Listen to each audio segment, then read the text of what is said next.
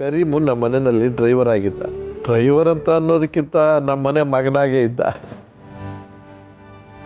ಇಂದ್ರನಿಗಂತೂ ಇವನ್ನ ಕಂಡ್ರೆ ತುಂಬ ಇಷ್ಟ.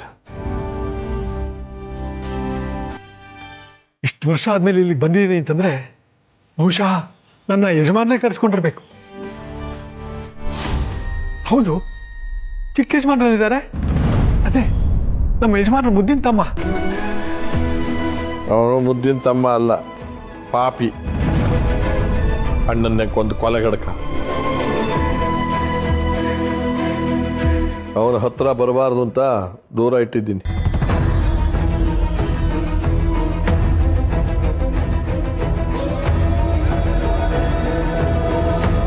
ಚಿಕ್ಕ ಯಜಮಾನ್ರೆ, ಯಾಕಿದ್ದವ್ರು ಹೇಗಾಗಿದ್ದೀರಾ? ಕೊಲೆ ಮಾಡಿದ್ಮೇಲೆ ಇನ್ನೇನು ಮಾಡ್ತಾನೆ? ಕುಡ್ದು ಕುಡ್ದು ಸಂಸಾರನ ಹಾಳು ಮಾಡ್ತಾ ಇದ್ದಾನೆ. ಇವ್ರು ಕೊಲೆ ಮಾಡಿದಾರ? ಅದು ಯಜಮಾನ್ರನ್ನ? ಹೌದು. ಅದೇನು ದುರ್ಬುದ್ಧಿ ಬಂತು ಅವನಿಗೆ. ಇಂದ್ರನ್ನು ವಾಣಿನೂ ಕೊಂದುಬಿಟ್ಟ. ಇಲ್ಲ ಯಜಮಾನ್ರೆ, ಆ ಕೊಲೆ ಮಾಡಿದ್ದು ಇವರಲ್ಲ.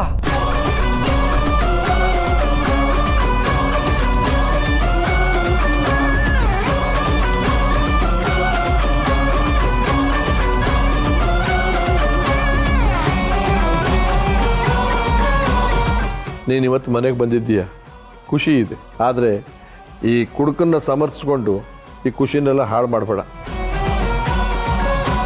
ಇವನೇನು ಮಾಡಿದಾನೆ ಅಂತ ನನಗಿಂತ ನಿನಗೆ ಹೆಚ್ಚು ಗೊತ್ತಿರೋದಕ್ಕೆ ಸಾಧ್ಯನೇ ಇಲ್ಲ. ಮಾವಯ್ಯ, ಹೋಗ್ಲಿ ಬಿಡಿ. ಮಾತುಗಳು ಆಡ್ತಾ ಇದ್ರೆ ಅದು ಎಲ್ಲೆಲ್ಲಿಗೋ ಹೋಗುತ್ತೆ.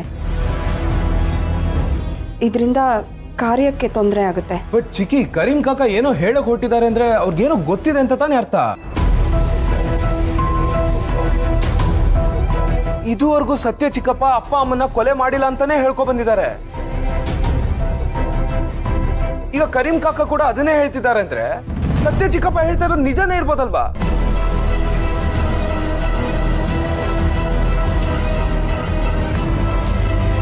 ರಾಮ, ಇದೆಲ್ಲ ನಿನ್ಗೆ ಅರ್ಥ ಆಗಲ್ಲ, ಸುಮ್ಮನೆ ಇರು.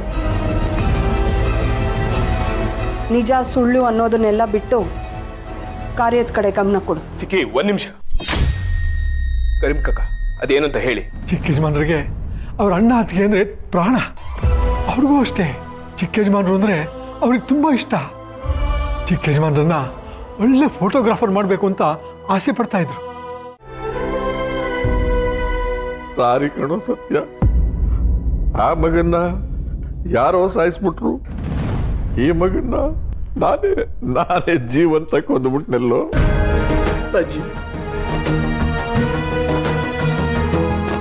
ನೀವು ಕೊಂದಿದ್ ನನ್ನ ಮಾತ್ರ ಅಲ್ಲ, ವಿಶ್ವನ್ನು. ಹೌದಪ್ಪ, ಹೌದು. ವಿಶ್ವ, ಬಾರೋ ಇಲ್ಲಿ.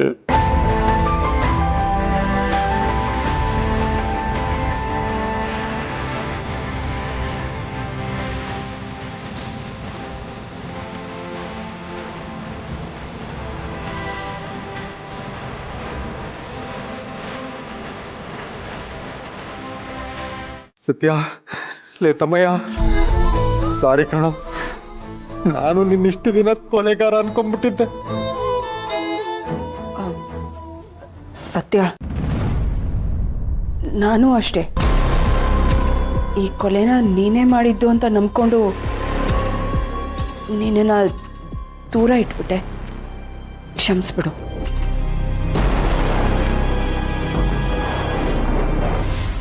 ಕರೀಂ, ನನ್ನನ್ನ ಕ್ಷಮಿಸ್ಬಿಡಪ್ಪ.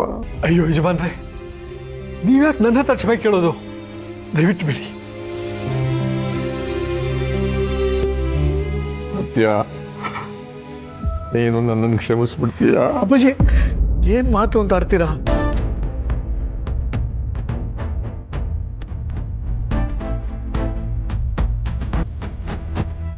ಅಪ್ಪಾಜಿ, ನಿಮ್ನೊಂದು ಕೇಳಬೇಕು. ಹೇಳಪ್ಪ. ನಾ ಹೋಗಿ ಅಣ್ಣ ಅತ್ತಿಗೆಗೆ ನಮಸ್ಕಾರ ಮಾಡ್ಬೋದಾ? ಧಾರಾಳವಾಗಿ.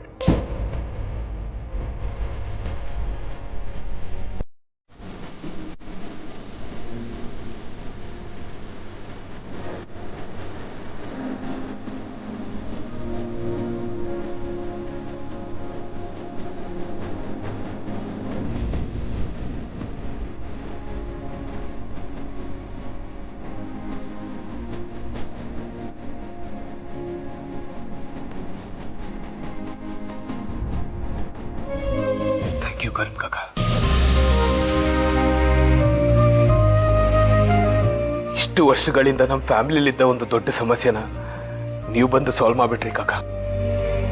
ಸತ್ಯ ಚಿಕ್ಕಪ್ಪ ಯಾವ ತಪ್ಪು ಮಾಡಿಲ್ಲ ಅಂತ ತಾತಂಗೆ ಅರ್ಥ ಮಾಡಿಸಿದ್ದೀರ. ಎಷ್ಟು ಥ್ಯಾಂಕ್ಸ್ ಹೇಳಿದ್ರು ಅದು ಕಡಿಮೆನೆ.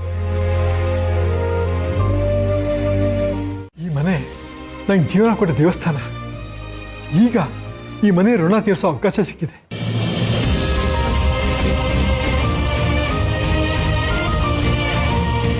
ನಿಮ್ಮಿಂದ ನನಗೆ ನನ್ನ ಗಂಡನಿಗೆ ಈ ಮನೆಯಲ್ಲಿ ತಲೆ ಎತ್ಕೋ ಬಹಳ ಅವಕಾಶ ಸಿಕ್ತು. ನಿಮ್ಗೆ ಎಷ್ಟು ಥ್ಯಾಂಕ್ಸ್ ಹೇಳಿದ್ರು ಸಾಲದು. ಅಯ್ಯೋ, ದೊಡ್ಡ ಮಾತು ಬೇಡಿ. ನಿಮ್ಮನ್ನೆಲ್ಲ ನೋಡ್ಕೊಂಡು ಹೋಗ್ಬೇಕು ಅಂತ ನಾನು ಬಂದೆ, ನೋಡಿದೆ, ನಾನು ಹೊರಡ್ತೀನಿ. ಕಾಕ ಇಲ್ವೇ ಇಲ್ಲ, ನೀವು ಇವತ್ತು ಊಟ ಮಾಡ್ಕೊಂಡೇ ಹೋಗ್ಬೇಕು. ಹೌದು, ಊಟ ಮಾಡದೆ ನೀವು ಹಾಗೆ ಹೋಗೋ ಆಗಿಲ್ಲ. ಇಷ್ಟು ದಿನ ಸುಳ್ಳಿನ ಹೆಣ ಭಾರ ಹೊರ್ತಾ ಇದ್ದೆ, ಈಗ ಭಾರ ಇಳಿಸಿ ಹಗುರ ಆಗಿದ್ದೀನಿ. ಇನ್ಮೇಲೆ ನಾನು ಬದಲಾಗ್ತೀನಿ ಅಪ್ಪಾಜಿ. ಇದು ನಾನು ನಿಮಗೆ ಮಾಡ್ತಾ ಇರೋ ಪ್ರಾಮಿಸ್ ಅಪ್ಪಾಜಿ.